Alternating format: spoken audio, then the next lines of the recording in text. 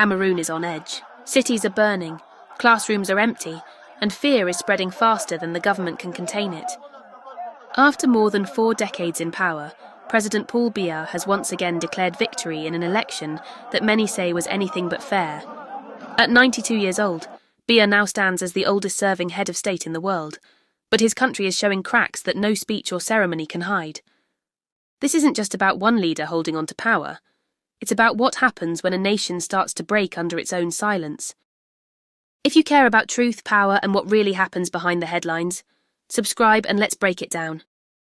Paul Biya has ruled Cameroon since 1982. That's over 40 years of the same leadership, the same party, the same system. When term limits stood in his way, they were removed. When opposition grew too loud, it was contained. And now, after the 2025 election, Biya has extended his grip again, winning just over 53% of the vote according to the government's count. Opposition leaders call it a democratic illusion. They say ballots were tampered with, protests were crushed, and dissent silenced before the first vote was even cast. Whether you believe the official numbers or not, one thing is clear. Cameroonians are growing tired.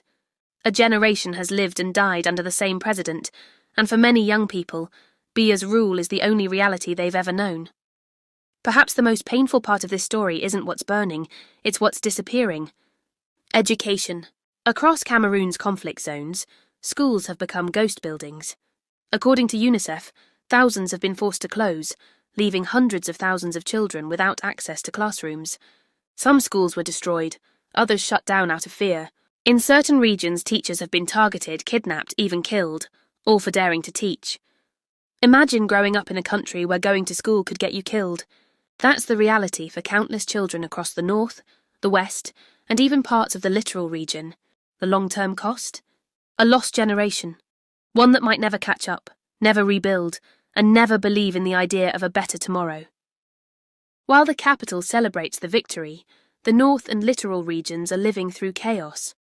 In the far north, towns are being torn apart by violent attacks linked to extremist groups like Boko Haram and the Islamic State West Africa province. Villages are burned, families displaced, children orphaned. For many, every night is a gamble between survival and tragedy. Move further south into the Littoral Region, and the story shifts from terrorism to political tension. Douala, Cameroon's economic heart, has seen protests met with tear gas, live rounds, and mass arrests. Residents describe streets filled with fear, not commerce. People whisper that security has become a word with too many meanings and too little comfort. And still, officials insist that everything is under control. But anyone walking through these areas can see the truth.